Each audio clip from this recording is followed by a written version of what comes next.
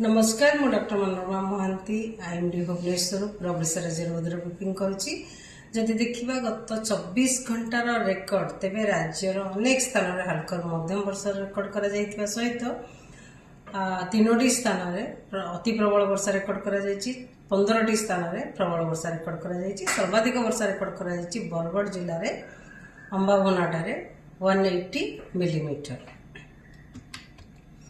आज पर्यंत जदि देखा वर्षार परिमाण 1 जून रु नहीं 2 जुलाई पर्यंत तेबे टोटल वर्षा है 150.9 मिलीमीटर, जहाँफल कि वर्तमान आमर 34% डेफिसिएंट रही पूरा राज्य में। किंतु ढेंकानाल एक्सेस रेनफॉल रेकर्ड कर केन्द्रापड़ा, जगतसिंहपुर, कटक, नयागढ़, कंधमाल, बौद्ध और सोनपुर जिले में नॉर्मल रेनफॉल आज पर्यंत रही। अलग जिला गुड़िक डेफिसिएंट रेनफॉल रही। आज उत्तर पश्चिम बंगोपसागर और संलग्न उत्तर ओडिशा उपकूल घूर्णिबलय प्रभाव रे उत्तर पश्चिम बंगोपसागर एवं संलग्न उत्तर ओडिशा पश्चिम बंग उपकूल एक लघुचाप क्षेत्र सृष्टि होईछि।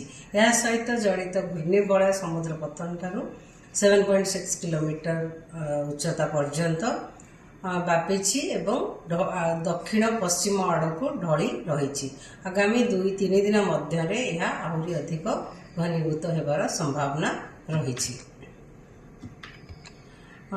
आगामी 7 दिन जब फोरकास्ट देखिए आगामी 7 दिन पर्यंत पूरा राज्य में वर्षा वर्षा सहित प्रबल वर्षा होबार संभावना रही।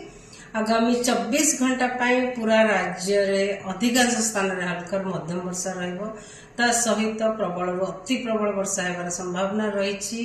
गोटे कि 2टा स्थान में जमीक बरगढ़, सोनपुर, बौद्ध, कंधमाल, बलांगीर, नुआपड़ा, नवरंगपुर, कोरापुट, मालकानगिरी जिले में और अलग जिला गुड़िक जमीक कलाहांडी, रायगढ़, गजपति, गंजाम, नयागढ़, खोर्धा, पुरी, कटक, जगतसिंहपुर, केन्द्रापड़ा, भद्रक, बालेश्वर, मयूरभंज, केउंझर, सुंदरगढ़, देवगढ़, संबलपुर, झारसुगुड़ा जिले में गोटे कि 2टा स्थान में प्रबल वर्षा होबार संभावना रही। काली कि 3 तारीख कि राज्य में अधिकांश स्थान में हल्का मध्यम वर्षा सहित प्रबल अति प्रबल एवं अत्यंत प्रबल गोटे 2टा स्थान में रही संभावना रही। जमीक कोरापुट एवं मालकानगिरी जोटारे कि रेड कलर अलर्ट जारी करा जायछि। ता सहित नवरंगपुर, कलाहांडी, रायगढ़, गजपति जिले में प्रबल अति प्रबल वर्षा होबार संभावना रही। नुआपड़ा, बलांगीर, सोनपुर, बौद्ध, कंधमाल, गंजाम, गजपति, गंजाम, नयागढ़, कटक, खोर्धा, पुरी जिला ता सहित बालेश्वर और मयूरभंज जिले में गोटे कि 2टा स्थान में प्रबल वर्षा होबार संभावना रही। 4 तारीख रे राज्य अधिकांश स्थान में हल्का मध्यम वर्षा ता सहित प्रबल अति प्रबल अत्यंत प्रबल वर्षा होबार संभावना रही। कोरापुट एवं मालकानगिरी जिले में ता सहित प्रबल अति प्रबल वर्षा होबार संभावना रही।